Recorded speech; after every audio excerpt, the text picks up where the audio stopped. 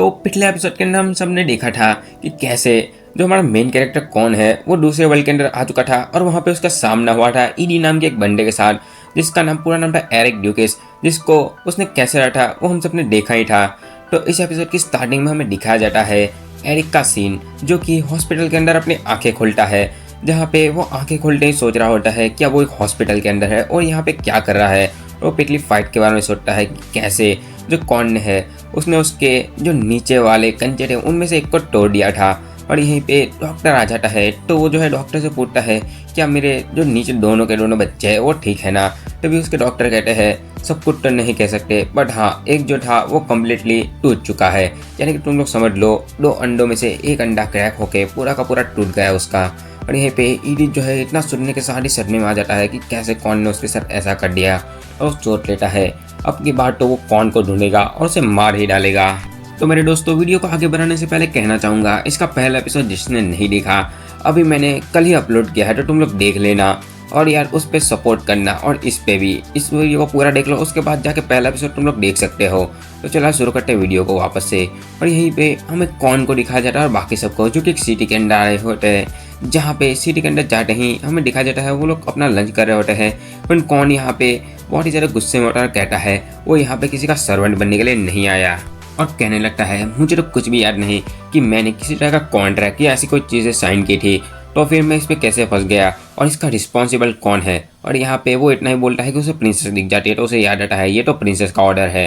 तभी प्रिंसेस भी कौन पे गुस्सा करते हुए कहने लगते हैं वो जब से आया है तब से कंप्लेन ही किए जा रहा है, कभी भी चुप ही नहीं बैठा।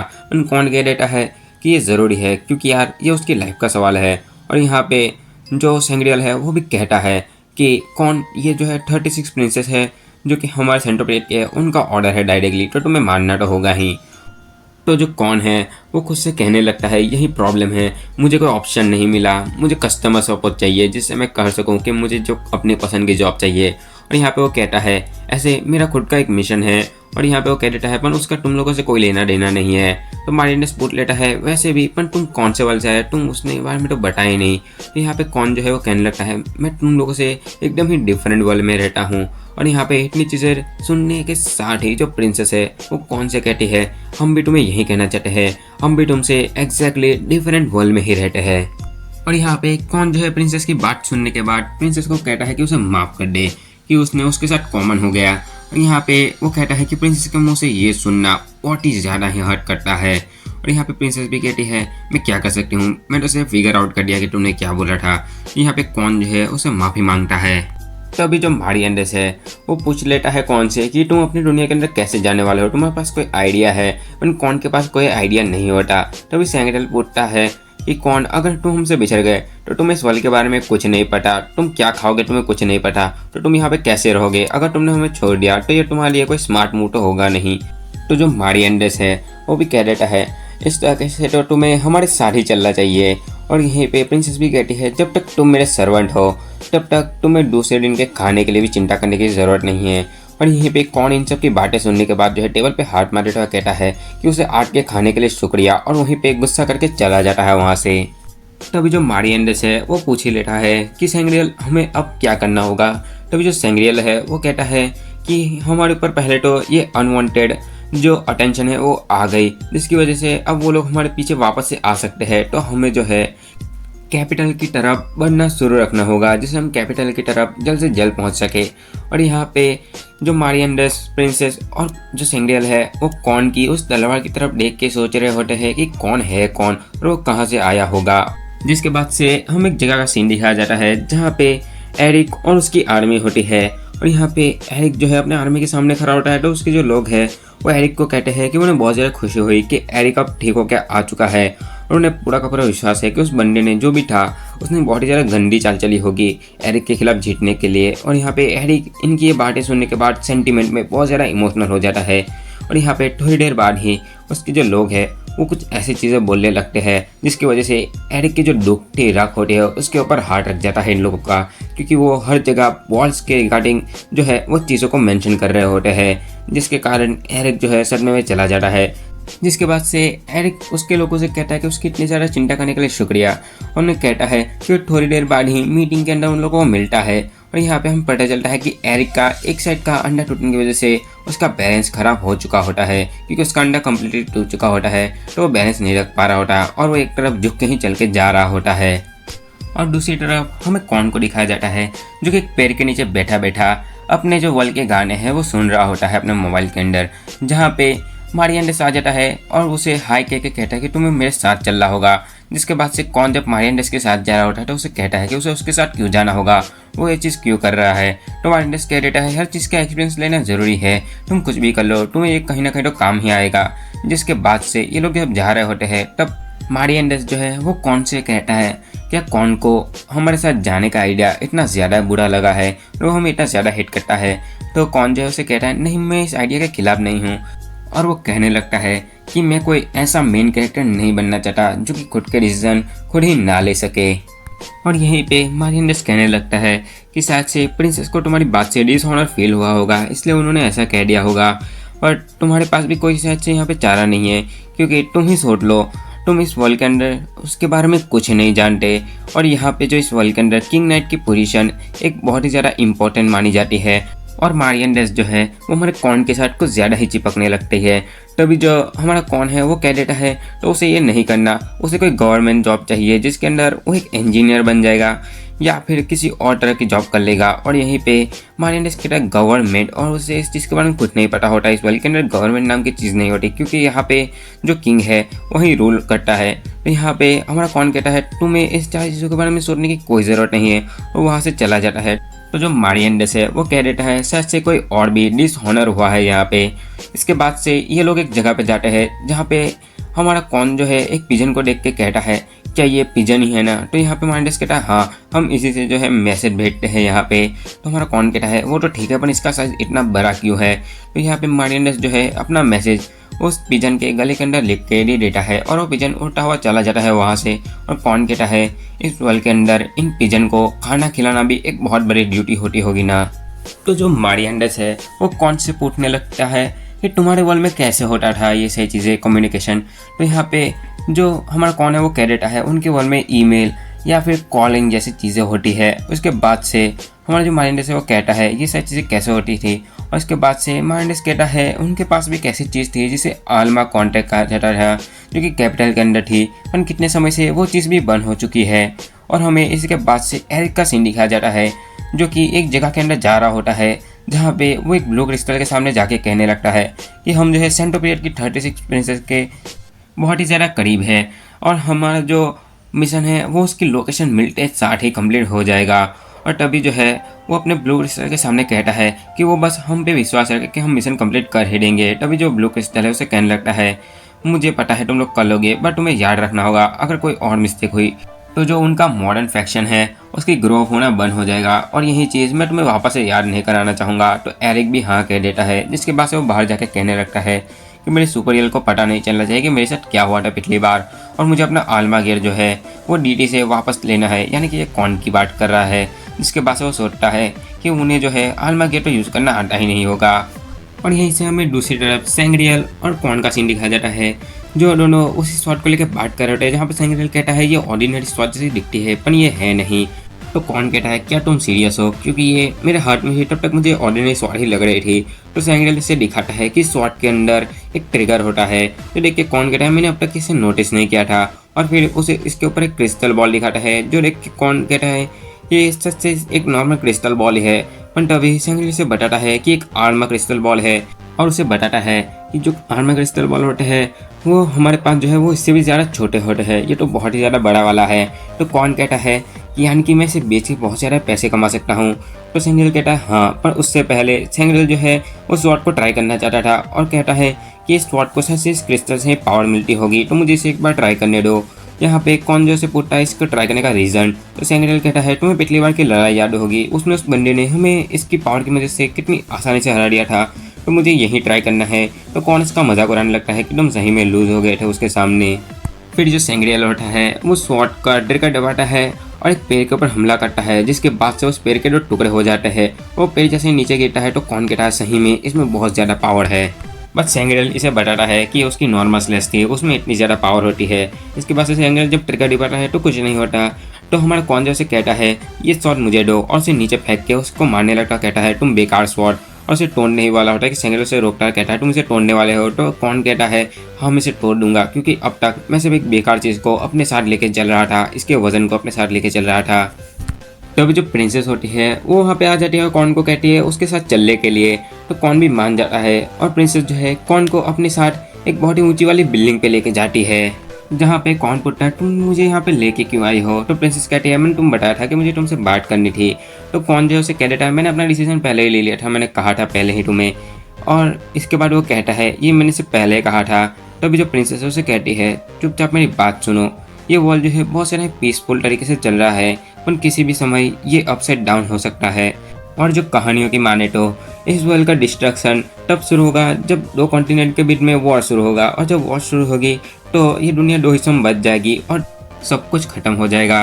और उसे बताती है इसी वजह से अगर वॉर ना हो इसलिए मैं जो है झगड़ा बांट के प्रिंस से शादी करने के लिए जा रही हूँ। और उसे बताती है ये जो मैरिज है वो कोई पर्सनल कारण नहीं है, ये सबकी भलाई के लिए ही मैं करने वाली हूँ। और यहीं पे वो जो है कौन को कहने लगती है कि तुम्हें मुझे तब तक सेव करना होगा, तब तक मैं नहीं मर सकती जब तक मैं वहाँ के प्रिंस से शादी ना कर लूँ। और वो कौन के सामने सिर झुका के उसे कहने लगती है कि वो उसके साथ चले। तो यहाँ पे कौन जो है उसे कहने लगता है तुम गलत समझ रही हो, मैंने 2-3 बार जो फाइट की है वो हर समय मैं अपने लक की वजह से जीता हूँ। और उसे बता देता है कि पहली बार तो वो सिर्फ और सिर्फ आसमान से गिरा था उस बंदे के ऊपर, और दूसरी बार वो जिस बंदे से लड़ा था वो सही में बहुत ही बड़ा वाला इडियट था। तभी जो है एक जगह बहुत ही बड़ा वाला ब्लास्ट होता है जो कि प्रिंसेस और कौन भी देखता है। और यहीं पे हमें पता चलता है ये ब्लास्ट कोई और नहीं बल्कि एरिक कर रहा होता है पूरे टाउन के अंदर, जिससे वो जो है हमारे डीटी यानी कि कौन को बाहर निकाल सके। और वो अपनी पूरी आर्मी लेके आया होता है, जिसके अंदर जो वेन और उसके साथ एक ब्लैक हेयर वाला बंदा होता है जो कि वहीं से लौटते हुए जा रहा होता है कौन को ढूंढने के लिए। और वो लोग कह रहे होते हैं अगर हमने डीटी को फाइंड आउट कर लिया तो हमें जो है एरिक की वजह से बहुत ही अच्छे वाले पॉइंट मिल सकते हैं। और यहीं पे ये दोनों ये डिस्कशन करते हुए जा रहे होते हैं। दूसरी तरफ जो एरिक है वो तो पागल की तरह ब्लास्ट करते हुए कौन को बुला रहा होता कि बाहर निकलो। और यहीं पे जो सेंग्रियल और जो मारियंडस है उसके पास हमारा कौन और प्रिंसेस आ जाते हैं। तो यहीं पे जब कौन चेक करता है ये कौन है तो सेंग्रियल बताता है ये वही बंदा है जिससे तुम पिछली बार लड़े थे और जिससे तुमने हराया था। तो यहीं पे जो हमारा कौन है वो कहता है क्या मुझे इससे वापस से लड़ना होगा। तो सेंग्रियल जो है इसे कह देता है हाँ, क्योंकि अभी इसने पूरे का पूरे टाउन को ही हॉस्टेज बना के रख लिया है। तभी जो है ये लोग बात ही करे जा रहे होते हैं कि मारियंडस पूछ लेता है कि जो ये बंदा कह रहा है डीटी वो कौन है। तो यहाँ पे प्रिंसेस कहते हैं डीटी जो है कौन का ही नाम है। तो यहाँ पे कौन जो गुस्से में कहने लगता है उसे ये चीज़ कहने का कोई हक नहीं है, वो उसे डीटी नहीं बुला सकता, उसे डीटी का मीनिंग तक नहीं पता और उसे डीटी कह रहा है। अब भले ही वो डीटी है पर उसे कोई भी डीटी नहीं बुला सकता। तो यहाँ पे बीच में सेंग्रियल भी अपने मज़े मज़े में कौन को कह देता है कि अब हमें क्या करना है डीटी। और यहीं पे हमारे कौन है उस पर भी गुस्सा करने लगता है कि उसे डीटी ना बुलाए। तभी जो है वहाँ ऊपर से एक ग्रेनेड जैसी चीज़ आके इनके बीच में गिरती है। तो ये लोग जो है वहाँ से भागते हैं और सीधा ही बाहर निकलते हैं। तो बाहर एरिक खड़ा होता है जहाँ पे वो कहता है कि फाइनली तुम बाहर आ ही गए डीटी। तो यहाँ पे वेन और उसका जो दोस्त है वो कहने लगता है कि हमने आपकी जो ओपोनेंट है उसे बाहर निकाल दिया मास्टर। और यहाँ पे एरिक भी उन्हें शाबाशी देता है और वो जो है कौन को लड़ने के लिए चैलेंज करता है और अपनी पूरी आर्मी को कहता है कोई भी इस लड़ाई के बीच में नहीं आएगा जब तक हम दोनों सेटलमेंट ना कर ले। और यहाँ पे वो जो है टैंक के अंदर बैठ जाता है। तो जो सेंग्रियल है वो भी कहता है अब हमें यहाँ पे लड़ना ही होगा। और यहाँ पे हमारा जो ईडी है वो फायर कर देता है, पर वो जो फायर है उसके ही लोगों की तरफ जाके फटता है। तो ईडी सोचता है ये कैसे हो सकता है, शायद से उसने थोड़ी सी गलती कर दी होगी जिसकी वजह से मिसाइल दूसरी तरफ चला गया और वो वापस से अपना हमला करने जाने वाला होता है। पर हमें पता चलता है ईडी एक साइड झुका हुआ है कि उसका एक साइड का अंडा टूटने की वजह से ऐसी चीज़ें हो रही है। और वो वापस से फायर करता है तो उसके ही लोगों की तरफ जाके फटता है। तो उसके लोग कहने लगते हैं क्या वो उसे मारना चाहता है। और यहीं पे ईडी को समझ नहीं आ रहा था क्या हो रहा है। तभी जो है सेंग्रियल हमारे कौन से कहता है कौन तुम्हें जो है इस स्वॉर्ड का यूज़ करके एक और मिरेकल करना होगा, तुमने आगे ही 2 मिरेकल कर चुके हैं ऑलरेडी, इस बार अगर तुमने इस स्वॉर्ड को यूज़ किया तो एक और हो जाएगा। और वो जो है इतना कहने के साथ ही आगे बढ़ जाता है उसके लिए रास्ता बनाने के लिए और जाके एरिक के टैंक का एक टायर जाके काट देता है जिसकी वजह से एरिक अब आगे नहीं बढ़ पाएगा। और यहीं पे एरिक की इन सारी चीज़ों को देख के हमारा कौन भी जोश में आ जाता है। तो एरिक कहता है जो अल्मा गियर है वो खुद ही वॉरियर को चुनता है जो कि एक हाई पर्सन होता है जिसकी वजह से तुम इसका यूज़ नहीं कर पाओगे। पर हमें दिखाया जाता है कि उसी वक्त जो है कॉन में से बहुत ही ज़्यादा एनर्जी निकलने लगती है, जो कि ईडी और बाकी सब भी देख के बहुत ही ज़्यादा चौंक जाते हैं। और हमारा कॉन भी फायर अप हो जाता है, कहता है अब मेरे में नहीं छोड़ूंगा। और वो ईडी की तरफ हमला करने के लिए जाता ही है कि उसका पैर जो है एक पत्थर के साथ टकरा जाता है, उसके हाथ में से शॉट जो है वो छूट जाती है। तो ईडी और बाकी सब शॉक्ड हो जाते हैं। तभी जो है हमारा कौन जब अपनी स्वॉर्ड उठाता है सबको सॉरी बोलने के बाद, तो देखता है उसके आगे कुछ हैमर जैसी चीज़ आ चुकी होती है, जो कि कौन कहता है ये कि हैमर में बदल गया। तो जो ईडी होता है वो कौन का मजाक उड़ाने लगता है कि उससे ये चीज़ भी यूज़ नहीं हुई। तो कौन को भी गुस्सा आ जाता है, वो कहता है अब मैं तुम्हें दिखा दूंगा। और वो जो है अपनी जो स्वॉर्ड है यानी कि हैमर है उसे लेके चला जाता है। और वहीं पे ईडी भी एक स्ट्रॉन्ग अटैक करता है, तो कौन भी उसका ट्रिगर दबा देता है, तो उसमें से कोई एनर्जी निकलती है। और कौन जैसे उसे ज़मीन पे मारता है तो ईडी का अटैक होता है, उसके पास से कौन के अटैक की साउंड वेव जाती है और उसके टैंक को बर्बाद कर देती है। तो यहाँ पे जो कौन है वो सोचता है शायद से वो जीत गया। तभी जो है ईडी उसमें से बाहर निकलता है और कहता है तुमने इस बार मुझे इंप्रेस कर दिया, पर मैं अब तुम्हें जिंदा तो नहीं छोड़ने वाला हूँ। और इतना कहते साथ ही ईडी जैसे ही कौन पे हमला करने के लिए बढ़ता है तो उसका बैलेंस बिगड़ जाता है और कहता है कि मुझसे बैलेंस क्यों नहीं हो रहा है। तभी कौन को आइडिया आ जाता है कि पिछली बार जो उसने किया था उसकी वजह से ईडी का बैलेंस जा चुका है, क्योंकि उसके पास अपनी एक चीज़ नहीं है जो कि तुम लोग समझ गए होंगे, मैं बार बार नहीं बताने वाला। और यहीं पे ईडी जो है उसे कहता है ये सब कुछ तुम्हारी गलती है, अब मैं तुम्हें नहीं छोड़ूंगा। और वो अपने एक अटैक के लिए हवा में जाता है और सीधा ही कौन की तरफ नीचे आने लगता है। और जैसे ही वो नीचे आता है तो हमें लगता है उसने कौन को मार दिया है। तभी हमें दिखाया जाता है कौन तो उसके थोड़ा पीछे खड़ा है। तभी ईडी कहता है तुमने अपनी जगह कब बदली। तो कौन कहता है मैं तो यहाँ से हिला ही नहीं हूँ, पर किसी और चीज़ की वजह से तुम्हारी डायरेक्शन बदल गई। और कौन इतना कहते साथ ही कहता है तो मुझे इसके लिए माफ़ कर देना, पर अब मैं तुम्हारी डायरेक्शन ठीक करने वाला हूँ। और वो जो है अपने गियर की पावर को यूज़ करता हुआ है ईडी का बचा हुआ एक अंडा भी तोड़ देता है। तो अब तुम लोग देख सकते हो सैड लाइफ फॉर ईडी। और इन्हीं सारी चीज़ों के बाद जो है ईडी तो वहाँ पे गिरा होता है, तो उसके जो सोल्जर है वो आके ईडी को उठा लेते हैं और वहाँ से जाने लगते हैं। तो उसके जनरल कहने लगते हैं तुम जो है हम तुम्हें दूसरी बार देख लेंगे। तो जो कौन है उसे कहता है इन सारी चीज़ों के बाद हमारा कभी भी पीछा मत करना और वापस से मुझे दिखना मत। तभी जो काले बाल वाला बंदा है वो कहता है कि मैं जो है तुम्हें एक बार ज़रूर लड़ाई के लिए चैलेंज करूंगा। और इतना कहने के साथ वो चला जाता है। तो कौन कहता है इसके दिमाग में बात नहीं घुसी, मैंने कहा था मुझे चैलेंज मत करना। उसके बाद से वो कहता है क्या मैं इन सबको हरा दूँ। तो जो सेंगड़े वालों से कहता है नहीं, तुम्हें ये लोग जितने ज़्यादा नॉर्मल देखते हैं उतने हैं नहीं, सबको स्वाद चलाना तुमसे ज़्यादा अच्छे तरीके से आता है, तो तुम्हें इनसे पंगा नहीं लेना चाहिए और हमें भी खुशी बनानी चाहिए। उसे कहता है तुमने थर्ड मेडिकल भी कर ही दिया आखिरकार। जिसके बाद से ईडी के लोगों से लेकर चले जा चुके होते हैं और ये लोग भी शहर के बाहर आ चुके होते हैं, जहाँ पे वो लोग पूछते हैं कौन से कि अब तुम्हारा डिसीजन क्या है। तो कौन कहता है मैं तुम लोगों के साथ चलूँगा। और उन्हें कहता है मेरी भी एक कंडीशन है, और कहता है कि अब तुम लोग जो है मेरी हेल्प करोगे मेरे वर्ल्ड के अंदर जाने के लिए, मुझे पोर्टल ढूंढने के लिए। और यहाँ पे वो लोग भी मान जाते हैं। यहाँ पे प्रिंसेस कहते हैं एक बार हम कैपिटल में पहुँच जाए तो शायद से वहाँ पे कोई सोल्यूशन होगा जिससे तुम्हें घर भी भेजा जा सके। वहीं सारी चीज़ों के बीच जो है हमें एक लड़की को दिखाया जाता है, जो कि वही लड़की होती है जिसने कौन को इस गेम के अंदर बुलाया था। वो लड़की कहती है कि ये बहुत अच्छे तरीके से चल रहा है। और यहीं पे वो अपने पास से एक गिलहरी और बंदर की शक्ल का एक जानवर भेजती है उनके ऊपर नज़र रखने के लिए, और कहती है अब तुम जो है मेरे लिए काम करोगे। और यहीं पे ये एपिसोड खत्म होता है। आई नो कि इसके वीडियो जो है बहुत लंबे होते हैं, पर क्या करूँ यार, एक्सप्लेनेशन करने के लिए बहुत कुछ है, क्योंकि राइटर ने पता नहीं क्या सोच के इसके अंदर इतने ज़्यादा डायलॉग रखे हुए हैं, तो एक्सप्लेन करना बनता है और मज़ा मुझे आता ही रहता है।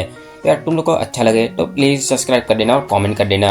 मैंने कहा था कमेंट पे डिपेंड करता है कि एपिसोड कितनी जल्दी आएगा।